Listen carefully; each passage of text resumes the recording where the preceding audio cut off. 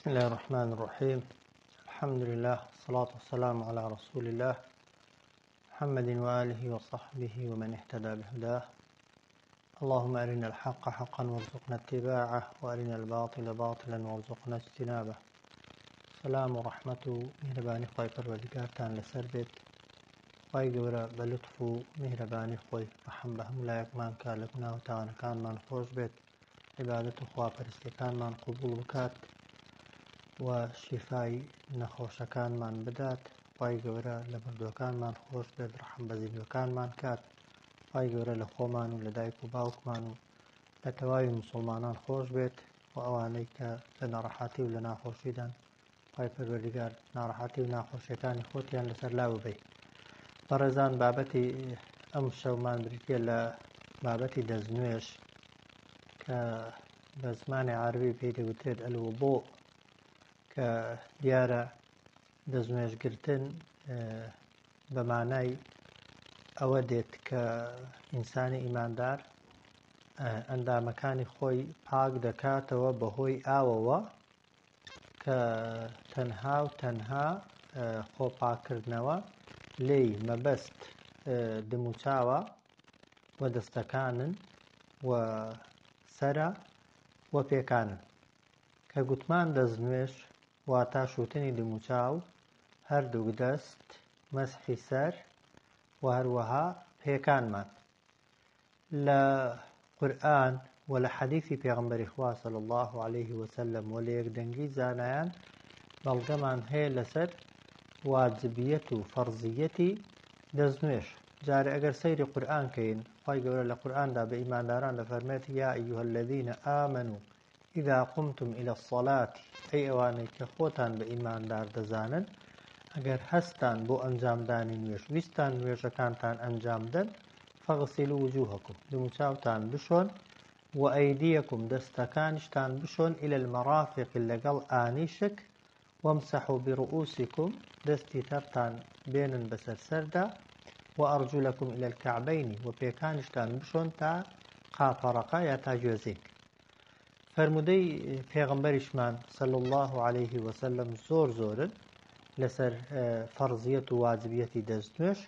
لەوانە کە ئەبو هوڕەیرە بۆمان دەگێڕێتەوە و طبعاً بوخاری و مسلم فەرمودەکەی ڕیوایەت دەکەن کە پێغەمبەری خوا صلی الله عليه وسلم فەرموویەتی لا يقبل الله صلاة أحدكم إذا أحدث حتى يتوضأ. خوای گەورە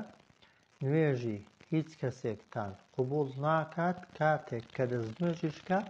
هەتا دەستنوێژ هەڵ نەگرێتەوە. ئەوە گومانی پێدا نییە کە نوێژی بێ دەستنوێژ لای خوای پەروەردگار قبول نییە و چوونە ناو نوێژەوە تەوان مەرجە بە دەستنوێژەوە بێت. لە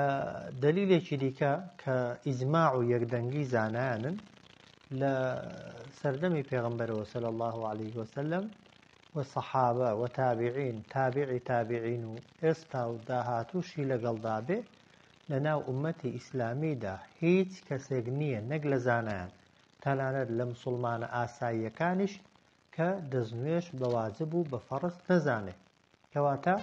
واجبیەت و فەرزیەتی دەستنوێژ هەم بە قورئان،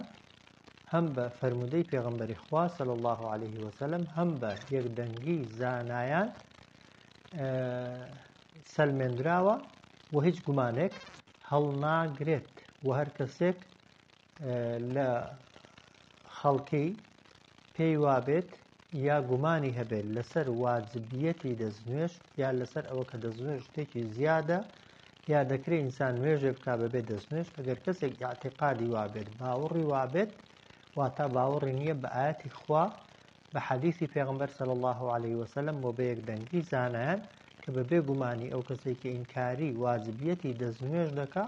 بێ باوەڕە، هەروەکو چۆن ئەو کەسێک کە ئینکاری نوێژە دەکات بێ باوەڕ دەبێت و لە ئیسلام دەچێتە دەرەوە. بە بابەتێکی دیکە لە بابەتی دەستنوێژ پێشەوەی بچینە سەر ڕوکنەکانی، سونەتەکانی، وردیاتەکانی، پێم خۆشە باسی هەندێک لە فەرمودەکانی پێغەمبەری خوا بکەین صلی الله عليه وسلم، بۆیە کاتێک کە دەستنوێژ دەگرین بزانین چی دەکەین و دەستنوێژەکە کارێکی وەک دەڵێ زۆر بە قیمەت و بە نرخ لای خوای پەروەردیگار و بۆ قیامەتی خۆمان زۆر بەسوودە پێغەمبەرمان صلی الله عليه وسلم لە چەندان فەرمودەدا بەڵام هەر وەکو نمونە هێندێک لە فەرمودەکانی پێغەمبەری خوا صلی الله عليه وسلم بۆ ئەوی زیاتر گەورەی دەستنوێژمان بۆ دەرکەوێت و بزانین کاتێک کە دەستنوێژ دەگرین چیمان دەست دەکەوێت با سەیری و با گوێ لەو فەرمودانەی پێغەمبەری خوا بگرین صلی الله عليه وسلم. یەک لە فەرمودەکانی پێغەمبەر صلی الله عليه وسلم ئەوەیە کە پێغەمبەر دەفەرمێت ئیذا توضأ العبد کاتێک کە بەندەیەکی خوا دەستنوێژی هەڵگرت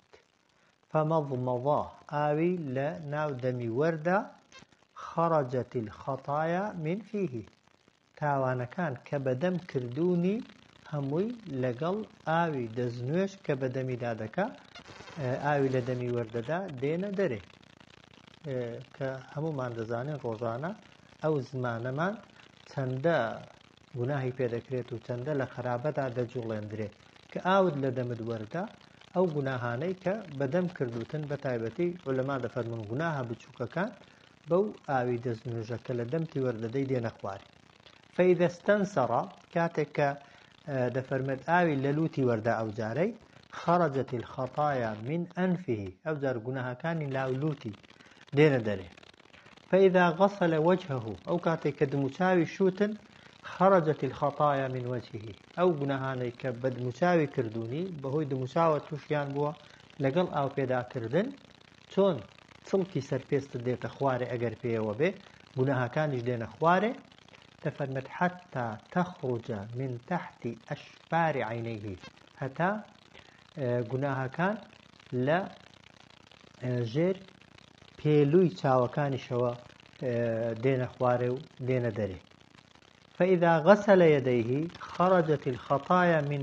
يديه حتى تخرج من تحت أظافر يديه کاتێک کە ئاوت بەدەستی ڕاست و چەپدا کرد ئەو گوناهانەی کە بەدەست کردوتن گوناهەکان دێنە خوارێ تا دوای لێدێ گوناهەکان لە بن نینۆکی دەستەکانتەوە دێنە دەرێ پاشان دەفەرمێت فإذا مسح برأسه کە دەستی تەڕت هێنا بەسەرتدا خرجت الخطايا من رأسه أو گوناهانەی کە بەسەر کردوتن دێنە دەرێ حتى تخرج من أذنيه هەتا وای لێدێ لە ناو کونەگوێیەکانیشتەوە گوناه دێنە دەرێ فإذا غسل رجليه ئەگەر کەسەکە پێکانی شوتن خرجت الخطايا من رجليه گوناهەکانی لە پێیەکانی هەڵدەوەرێن حتى تخرج من تحت أظافر رجليه هەتا وای لێدێ گوناهەکان لە بن نینۆکی پێیەکانی دێنە دەرێ ثم كان مشيه إلى المسجد پاشان ئەگەر کەسەکە دوای دەستنوێژ هەڵگرت بەرەو مزگەوت بڕوا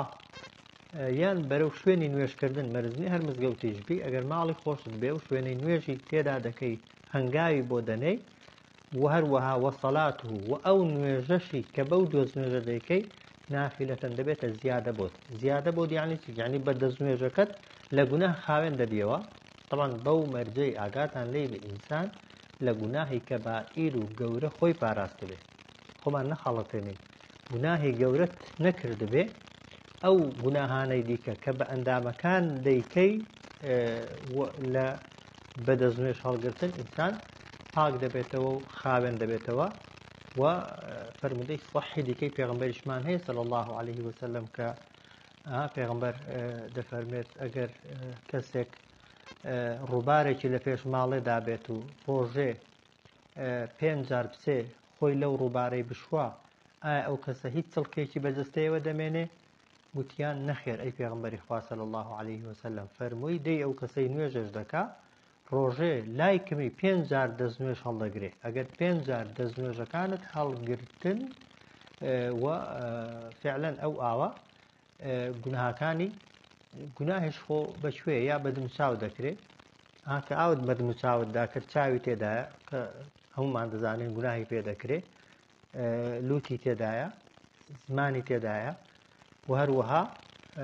گوێچکەی تێدان کە گوناه یا دەبینی یا دەبیستی یا دەڵێی یا بۆن دەکەی یا بەدەست دەکرێت یا بە قاز دەکرێت یا بەسەر فکر و بیرکردنەوە دەکرێت کە دەستنوێژت گرت فعلا دەستنوێژەکە ئینسانی خاوێن دەکاتەوە خۆ ئەگەر بەلاتەوە سیر بێ کە ناکرێت بەلامانەوە سیر بی ئەو پێغەمبەری خوایە صلی الله عليه وسلم وا دەفەرمێ دەستنوێش بەڵێ چۆن کاتێک دەستت دەشۆی ئەگەر چڵکی پێوە بێت ئەگەر بنمونە ئارەقەی کردبێت ئەگەر پیساییەکی لەسەر بێ پاکی دەکاتەوە بە هەمان شێوەش گوناهەکان زیاتر لا دەبا و ئێمە کاتێک کە دەستنوێژ دەگرین زۆرتر بۆ ئەومان نییە پێستەکەمان خاوێن ببێتەوە چونکە هەر کامێک لە ئێمە کاتێک دەستنوێژ دەگرین عادەتەن زۆرینەمان پێستمان خاوێنە ئاوێک بەدموچاوتدا دەکەی پێستێکی ساڵی چی پێوە نییە بەڵام ئاوی پێدا دەکەی بۆی نییە پێستەکە خاوێن بێتەوە پێستەکە بۆ خۆی خاوێنە خوای پەروەردگار کە دایناوە بۆی گوناهەکانی ژێر پێستەکە گوناهە معنەویەکە بڕۆن بەڵام بۆ ئەوەی بیهێنیە پێش چاوی خۆت چۆن پێستێک ئاوی پێدا بکرێ لای سەری پیسایی و چڵکی پێوە نامێنێ بە هەمان شێوەش ئەو ئەندامەی کە دەستنوێژی پێ هەڵدەگیرێ گوناهی پێوە نامێنێ ئەگەر ئەو دەستنوێژە نەبایە ئەگەر ئەو فەضلە و چاکەی خوای پەروەردگار نەبایە لەگەڵ ئێمە بەبێ گومانی هەر کامێک لە ئێمە هێندە گوناهمان هەیە هێندە تاوانمان هەیە گوناهەکانمان وەک دەڵێ بە قەبارەی زۆر زیاتر لە جەستەی خۆمان لەسەر جەستەمان کەڵەکە دەبوون ئەگەر گوناه قەبارەی هەبایە گوناه دیار بایە ئەو گوناهانەی بەدەست دەمانکردن شوێنەواریان لەسەر دەستماندا دیار بە ئەو گوناهانەی بە چاو دەیکەین ئەگەر شوێنەواریان لەسەر چاومان هەبە ئەگەر ئەوانەی بە زمان دەیکەین شوێنەواریان هەبایە نەمان دەتوانی هەر لە دنیادا کورساییەکەیان هەڵگرین بەڵام خوای پەروەردگار فەزڵی لەگەڵ ئومەتی پێغەمبەر کردو صلی الله عليه وسلم چاکەی لەگەڵ ئێمە کردووە کە بەهۆی ئاوی دەستنوێژەوە ڕۆژانە لای کەمی 5 جار گوناهەکانمان گوناهە بچووکەکانمان سفر دەبنەوە جارێک لە گوناه پاک دەبینەوە جارێک لە چڵک دەشورەینەوە جاجلێکی سپید ئەگەر هەبێ ڕۆژە 5 جار بیشۆی وەرە بزانە چ جلێکە چ جوانیەک دەدا قاپێک ڕۆژێ 5 جار بیشۆ زانە چەندە خاوێنە هەر خۆشە شتی پێ بخۆی پەرداقێک ڕۆژێ 5 جار بیشەوە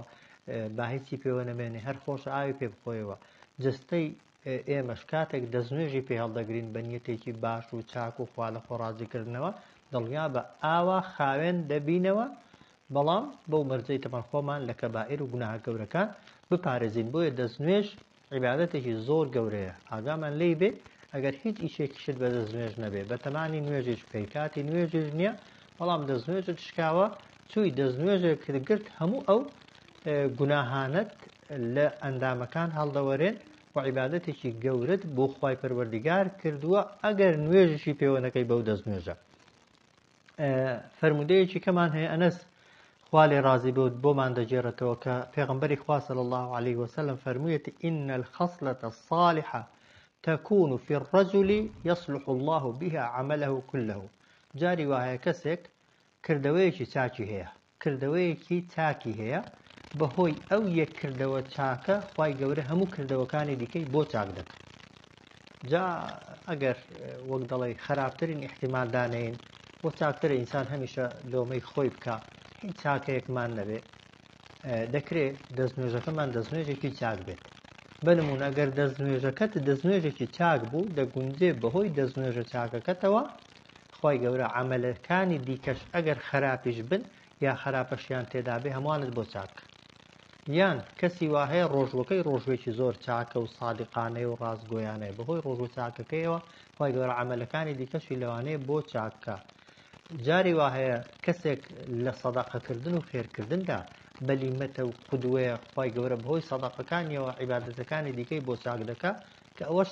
فەضلێکی دیکەیە چاکەیەکی دیکەیە خوا لەگەڵی کردوین دەبێ هەمیشە خۆمان بە قەرزدار و بە منەتباری خوای پەروەردگار بزانین و شکری خوای گەوری لەسەر بکەین جاری وا هەیە پێغەمبەر دەفەرمێت صلی الله عليه وسلم عەمەلێکی ساڵح لە کەسێکدا دەبێتە هۆکاری چاکبوونی هەموو کردەوەکانی دیکە پاشان دەفەرمێت وەطهور الرەجولی لصەڵاتیه دەستنوێژ هەڵگرتنی کەسێک بۆ نوێژ کاتێک کەسێک دەستنوێژ هەڵدەگرێت ئەندامەکانی خۆی پاک دەکاتەوە تا نوێژێککە دەفەرمێت یوکەفر الله بطهوره ذنوبه خوای گەورە بەهۆی ئەو خۆپاککردنەوەیە هەموو گوناهەکانی دەستڕێتەوە و پاک دەکاتەوە وتەبقا صەلاته نافلە دوایە کە نوێژەکەی دەکات نوێژەکەی دەبێتە زیادە نەیانی نەشیکای اعتیادیە، یعنی بەهۆی دەست نوێژەکەیەوە لە گوناه خاوێن بۆتەوە لە ئاگر هاتۆتە دەر لە دۆزەق ڕزگاری بووە بەهۆی نوێژەکەشەوە بە پلە بەرزەکانی بەهەشدا سەر دەکەوێت. یعنی دەست نوێژەکە خاوێنت دەکاتەوە، دواتر بە خاوێنی دەسی لە بەرامبەر خوای پەروەردگاردا ڕادەوەستی و نوێژ دەکەی، نوێژەکە تەنها بۆ سەرت دەبا، یعنی دەست نوێژەکە لە ئاگر دەتێنێتە دەرێ، نوێژەکەش بەرەو پلەکانی بەهەشت و دەرەجەکانی بەهەشدا سەرت دەخات و لە خوا نزیکت دەکاتەوە. دواتر حديثي پیغمبرمان هي صلى الله عليه وسلم كبيغمبر بمان بفرمت ألا أدلكم على ما يمحو الله به الخطايا ويرفع به الدرجات أريد تانويت ئاگادارتان کەمەوە لە شتێک خێری شتێکتان کەم ئەگەر بیکەن بەهۆیەوە گوناهەکانتان ڕەش دەبنەوە و پلەکانتان لای خوای پەروەردگار بەرز دەبنەوە. قالوا بلى يا رسول الله وتيان بلى أي پیغمبر إخوة صلى الله عليه وسلم فرموي إصباح الوضوع على المكاره دەستنوێژ هەڵگرتن ئەگەر زەحمەتی و ناڕەحاتیشی تێدا بێ یەکێکە لە هۆکارەکانی ڕەشبوونەوەی گوناه بەرزبوونەوەی پلە و مەقامت لای خوای پەروەردگار. ئەوە یەک. پاشان وەکەثرەت الخطى إلى المساجد زۆر هەنگاونان بەرەو مزگەوتەکان بەرەو ماڵەکانی خوا بەرەو شوێنی نوێژکردن هەتا هەنگاوەکانی ڕۆیشتنت بەرەو مزگەوت و ماڵەکانی خوا و ئەو شوێنانە زیاتر بن کە نوێژی تێدا دەکەی بێگومان گوناهت زۆرتر هەڵدەوەرن پلەت لای خوای گەورە بەرزتر دەبێتەوە. خاڵێکی دیکە کە هەمومان پێمان دەکرێت وانتظار الصلاة بعد الصلاة چاوەڕوانی نوێژ دوای نوێژێکت کرد تا مەزرۆبی تا کاتی نوێژێکی دیکە دێ، تەنها تا مەزرۆیی، تەنها حەزی ناودڵ، تەنها مەیلی ناودڵ دەبێتە هۆکاری ئەوەی گوناهت لێ ببێتەوە، دەبێتە هۆکاری ئەوەی لای خوا بەرز ببیەوە. بەڵام ئەگەر خوا نەخواستە ئینسان سەلامی نوێژی دایەوە وەک دەڵێ پێی وابوو کۆڵێکی قورسی لەسەر خۆی فڕەداوە و وەک دەڵێ خواخوایەتی کاتی نوێژێکی دیکەنێ ئەوە نەها. ئینسانی ئیماندار ئەگەر بزانێ لە نوێژێدا لەگەڵ خوا دەدوێت و قسە لەگەڵ خوا دەکات ئەوە لە کاتی نوێژدا باسی دەکەین شتیوان بەخوا. بەڵام لێرە هەروەکو پێشەکێک ئاگامان لێ بێ بەس ئینتیظار بەس چاوەڕێکردنی نوێژ کە نوێژ دەکەی چاوەڕێ بە تا مەزرۆ بە حەزر لێ بێ کاتی نوێژێکی دیکە بێ و ئەڵڵاهو ئەکبەرێکی دابەستنە نوێژ بکەی و بچی لەگەڵ خوای پەروەردگاردا دیدار بکەی و لیقا بکەی هەر ئەو حەزە هەر ئەو ئارەزویە هەر ئەو نیەتی دڵە هەر ئەو پێخۆشیەی دڵە دەبێتە هۆکاری ئەوەی کە خوا گوناهەکانت ڕەش کاتەوە پلە و دەرەجەکاتت لای خۆی بەرز کاتەوە. جا پێغەمبەر دەفەرمێ فەذالکم الڕیبات ئەو وەکو ئامادەکردن وایە بۆ جیهاد، وەکو جیهادکردن وایە لە پێناوی خوا، وەکو جیهاد و تێکۆشان وایە لە پێناوی خوا کە هەمومان دەزانین جیهاد و تێکۆشان لە پێناوی خوا بەرزترین مەرتەبەی دینداریە. بەڵام ئەگەر کەسێک عادەتی وابێ دەستنوێژ هەڵبگرێ ئەگەر زەحمەتیشی تێدا بێ زەحمەتەکەی بەلانێ و هەنگاوەکانی بەرەو شوێنی نوێژکردن بهاوێ و ئەگەر نوێژێکی کرد چاوەڕێ بێت تا نوێژێکی دیکە بێ حەزی لێ بێن کاتی نوێژێکی دیکە بێت تا بچێتەوە دیداری خوای پەروەردگار بۆی بە جیهاد حسابە. خوای پەروەردگار بۆی بە ئامادەباشی بۆ جیهادکردن حساب دەکا کە جیهادکردن و مجاهدین خوای پەروەردگار بە چەندان پلە لە پێش خەڵکی دیکە بەرزی کردوونەتەوە. فەرمودەیەکی دیکەی پێغمبەرمان هەیە صلی الله عليه وسلم کە دەفەرمێت جارێکیان پێغمبەری خوا صلی الله عليه وسلم بەرەو بەلای قەبرستانێکدا تێپەڕی فەرمووی السلام علیکم دار قوم مؤمنین. طبعا سنت وایە ئینسان کە چوویە سەر قەبرستانێک سەلام بکە، سەلامی مردوانیش بەو شێوەیە السلام علیکم دار قوم مؤمنین، سەڵاوی خوای پەروەردگارتان لێبێت پێی ئەوانەی کە لە ماڵی ئیمانداران وإنا إن شاء الله بكم عن قريب لاحقون. ئێمەش بەویستی خوای پەروەردگار لە ماوەیەکی کەمدا بە ئێوە دەگەین. و دواتر فەرمووی وەدەدت لەو ئەنە قەد ڕەئەینا ئیخوانەنا، فەرمووی حەزم دەکرد پێم خۆش بوو براکانی خۆم ببینم. سەحابەکان گوتیان ئەی پێغەمبەری خوا صلی الله عليه وسلم ئایا ئێمە برای تۆ نین؟ پێغەمبەر فەرمووی نەخێر، ئێوە هاوڵی منن، ئێوە ئەصحابی منن، براکانی من ئەو کەسانن کە لە دوای من دێن منیان نەدیوە بەڵام ئیمانیان بە من هێناوە، منیان نەدیوە بەڵام سونەتەکانی من جێبەجێ دەکەن. گوتیان ئەی پێغەمبەری خوا صلی الله علیه وسلم تۆ چۆن لە ڕۆژی قیامەتێدا ئەو برایانە دەناسیەوە؟ چۆن دەزانی ئەوانە ئومەتی تۆن؟ پێغەمبەری خوا فەرمووی صلی الله علیه وسلم ئایا ئەگەر کەسێک ئەسپێکی هەبێ بە نمونە ئەسپەکە هەموو لاشەی ڕەش بێت و تەنها نێوچاوانی پەڵەیەکی سپی تێدا بێت کە پێ دووتێ قەشە یا بەڵەک، ئایا ئەگەر بکەوێتە ناو چەندان ئەسپی دیکە هەر نایناسێتەوە؟ گوتیان بەڵێ ئەی پێغەمبەری خوا صلی الله علیه وسلم فەرمووی دەی ئومەتی میش لە ڕۆژی دواییدا بەهۆی شوێنەواری ئاوی دەستنوێژەوە دەناسرێنەوە. ئومەتی من بەهۆی شوێنەواری ئاوی دەستنوێژەوە دەناسرێنەوە. هەرچی ئەندامێک ئاوی دەستنوێژی پێکەوت بێ لە ڕۆژی دواییدا خوای پەروەردیگار ئەو ئەندامە پڕ دەکات لە نور، پڕ دەکات لە ڕووناچی، و بەو ڕووناچیە کە دەکەوێتە ناو جەستەتەوە لە قیامەتێ دەتوانی لە تاریکاییەکان ڕزگارت ببێ. و هەر کەسێکیش تەبعاً ئاوی دەستنوێژی پێ نەکەوت بێ لە ئومەتی پێغەمبەر صلی الله علیه وسلم بەبێ گومانی ئەو نورەی نییە و ناتوانێت شەقاوێک و هەنگاوێک لە شوێنی خۆی هەڵبگرێت. بۆیە ئەوەی کە نیسبەتی نوێژەکانی ڕێژەی دەستنوێژەکانی و تەنانەت کاتێک کە دەستنوێژی گرتووە ئەندامەکانی چاکتر و جوانتر و زیاتر شوتبن و تەڕکرد دەبن بە ئاوی دەستنوێژ، بەبێ گومانی لە قیامەتێ نوری زۆرترە و کاتێک کە بەرەو قیامەت و بەرەو بەهەشت دەڕوات و دەیەوێت لەسەر پردی سیڕات بپەڕێتەوە نورەکەی زیاتر پێیە و لە خەڵکی خێراتر و ئاسانتر دەتوانێت بپەڕێتەوە، چونکە تا نورت زیاتر بێ،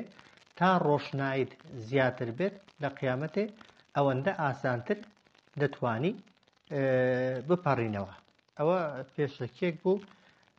لەسەر دەستنوێژ. لەمە و دوات ئەمان دەچینە سەر وردەکاریەکانی دەستنوێژ کە بەبێ گومانی هەمومان لەوانەیە نەک لەوانەیە بە دڵنیاییەوە ئەوەی نوێژە بکات دەزانێت دەستنوێژی هەڵبگرێ، بەڵام زۆر جار ئێمە لە ناو دەستنوێژێدا کەم و کوڕی و ناتەواویمان هەنە کە هەوڵ دەدەین ئینشاءڵڵا کەم و کوڕیەکان دیاریکەین و چارەسەریان کەین و پاشان بتوانین لە ناو دەستنوێژێدا شتەکان لێک جیاکەینەوە، واجب بە واجب بزانین و وەکو واجب بیکەین و سونەتەکان بە سونەت بزانین و وەکو سونەت جێبەجێیانکەین کە بەداخەوە ئێمە زۆر جار فەرزەکانمان لێبوون بە سونەت و هەندێک جار سونەتەکانمان لێ دەبن بە واجب و تێکەڵ و پێکەڵیەک دروست دەبێت. جا فەرائیض و بابەتی دوای فەزڵی و گەورەی دەستنوێژ بریتیە لە واجباتی دەستنوێژ. واجباتی دەستنوێژ، ڕوکنەکانی دەستنوێژ زۆرن، بەڵام هێندێکیان لەو دەرسەدا باز دەکەین کە ڕوکنی یەکەم و واجبی یەکەم و شەرتی یەکەمی دەستنوێژ کە چوویە بەربەلوعا یان چوویە سەر کانیا و ڕووبار ئەو شوێنی دەستنوێژی لێ هەڵدەگری پێش ئەوەی دەستت تەڕکەی، پێش ئەوەی ئاو بە هیچ ئەندامێکت بکەوێ دەبێ نیەتت هەبێ کە ئەو ئاو بە دم و چاوداکردنە و بە دەستی داکردنە و بە قاچداکردنە و مەسحیکردنت بۆ ئەوەیە بەو ئاوە دەستنوێژێک بگری، خۆت لەبێ دەستنوێژی پاکەیەوە و دواتر بە نیەتی عیبادەت و خواپەرستیش بیکەی. بۆیە نیەت مەرجی یەکەمە. نیەت بە معنای ئەوەی کە کاتێک وەکو گوتم ئاوت دەست پێدا یعنی بەدەست دادەکەی یان دەتەوێت ئاو بە دم و چاوت دادەکەی، نیەتی ئەوەت هەیە وەک دڵی خۆت خاوێن کەیەوە لە بێ دەستنوێژی. و ئەگەر بتەوێت ئەو خێرانە دەستکەون کە باسمان کردن بێگومان دەبێ مەبەستیشت ئەوە بێ خوای پەروەردیگار لێت ڕازی بێ. ئەو نیەتە چۆن دەکرێت و بەکوێ دەگوترێ؟ بێگومان شوێن و جێگای نیەت تەنها دڵە. نیەتی دەستنوێژ هیچ پەیوەندیەکی بە زمانەوە نییە، واتە پێویست ناکات تۆ کە چوویە بەربەلوعا بڵێ نیەتم وایە نوێژی لە خۆم حەڵال دەکەم یان نیەتم وایە دەستنوێژی هەڵدەگرم بۆ نوێژی عەسر بۆ نوێژی نیوڕۆ. تەنها کە دەچی سەر بەلوعا یا دەچی حەمام یا دەچی ئەو شوێنەی کە دەتەوێت دەستنوێژی لێ بگری لە دڵتدا بێ خۆت یەکلایی کردبێتەوە کە ئەو دەست و دم و چاو شوتنت بۆ ئەوەیە عیبادەتی دەستنوێژ هەڵگرتن ئەنجام بدەیت جا بەتەمای نوێژی پێوە بکەی یان نوێژی پێوە نەبکەی ئەو مۆزوعێکی دیکەی و زۆر گرنگ نییە گرنگەوەیە کە ویستت و ئاو بە خۆداکەی پێش ئاو بە خۆداکردنەکە پێش ئەوەی هیچ ئەندامێکی دەستت بشۆی دەبێت لە دڵتدا ئەوە هەبێ کە بە نیەتی عیبادەتێک کە ناوی دەستنوێژ هەڵگرتنە ئەو ئاوای بە ئەندامەکانتدا دەکەی ئەگەر تەبعاً وانە بوو ئەو نیەتەت نەبوو تەنها بۆ ئەوە چووبووی خۆت فێنکەیەوە تەنها بۆ ئەوە چووبووی دموچاوت بشۆی تەنها بۆ ئەوە چووبووی چڵکی سەردەستت لا ببەی دەستنوێژ و نوێژکردن هەر لەبیر نەبوو ئەگەر نەک جارێک 10 جار و 100 جاریش ئەندامەکانت شوتبن بە سابوون و تایت و لیفکە و بەچی وچی دەستنوێژەکەت هەر بەرنەکەوتووە چونکە دەستنوێژ عیبادەتە وەکو پێشتر گوتمان پێش ئەوەی بۆ ئەوە بێ پێستمان خاوێنکەینەوە بۆ ئەوەیە گوناهمان خاوێنکەینەوە ئەو گوناهانە بەکوێ خاوێن دەبنەوە بەچی خاوێن دەبنەوە بەو عیلاقەیە بەو پەیوەندیەی کە دروست دەبێت لە نێوان دڵمان و خوای پەروەردیگاردا چونکە خوای پەروەردیگار پێش ئەوەی سەیری کردەوەکەت کات و شێوازی دەستنوێژەکەت کە خوای پەروەردیگار سەیری ناو نیەتی دڵەکەت دەکات پێغەمبەر دەفەرمێت صلی الله عليه وسلم إن الله لا ينظر إلى أجسامكم ولا إلى صوركم ولكن ينظر إلى قلوبكم دواتر وأعمالكم خوای گەورە سەیری ڕوخسار و دموچاو و شێوەی جەستەیتان ناکە بەڵکو خوای گەورە سەیری نیەتی دڵەکانتان و پاشان کردارەکانتان دەکات یعنی لە دەستنوێژێدا یەکەم جار نیەت ئەو جار شێوەی دەستنوێژەکە بەڵێ شێوەی دەستنوێژەکەشمان دەبێت بەو شێوازە بێ کە پێغەمبەر فێری کردوین صلی الله عليه وسلم بەڵام دەبێت پێش شێوازی دەستنوێژەکە نیەتەکەمان ساخ کردبێتەوە و صاف کردبێتەوە بۆ خوای پەروەردیگار ئەوە یەک ئەگەر بتوێت پاداشتی لەسەر وەربگریت چونکە ئەگەر کەسێک بەو نیەتە چوو بێ دەستنوێژی هەڵبگرێت بۆی بە نمونە خەڵک ببینێ تا بە نوێژکەری حیساب بکەن یا تا خەڵک تەماشایکە دواتر مەدحێکی بکەن بە نمونە پێی بڵێن دەستنوێژێکی جوانت هەڵگرت ئەو کاتە ئینسان تووشی ڕیا دەبێت لەسەر دەستنوێژەکەت ئەگەر قەرزدار نەبیەوە کە بەبێ گومان قەرزداریش دەبیەوە هیچ پاداشتێکت دەست ناکەوێت بۆیە کە دەڵێ نیەت یەکەم نیەتی ئەوەت هەبێ نیەتیش ئەوەی نیازی دڵت وابێ کە ئەو ئاوەی بە ئەندامەکانت دەکەی بۆ ئەوەتە عیبادەتی دەستنوێژ ئەنجام دەی و وەک دەڵێ ئەو کردارە بکەی کە نوێژی پێ حەڵال دەبێ ئەوە یەک و ئەگەر بشتەوێ ئەو پاداشتە زۆرانەی کە بۆ کەسی دەستنوێژ هەڵگر دیاری کردوون و ئەگەر بشتەوێ دەستنوێژەکە تاوانەکان و خراپەکانت سفر کاتەوە و ئەندامەکانت لە چڵکی گوناه پاک کاتەوە دەبێت مەبەستەوە بێ خوای پەروەردیگار لێت ڕازی بێ خوای گەورە لێت قبوڵکە هیچ شتێکی دیکەت لە دڵدا نەبێت پشتیوان بە خوای پەروەردیگار لە دەرسەکانی داهاتوودا بە شێوەیەکی کردداری ئەرکانەکانی دیکەی دەستنوێژ باز دەکەین دەرسی ئەو ڕۆمان کۆتایی هاتوو خوای پەروەردیگار پشتیوانی هەموو لایەکمان بێت و هەموو لایەکتان بە خوای پەروەردیگار دەسپێرم صلى الله على سيدنا محمد وعلى آله وصحبه أجمعين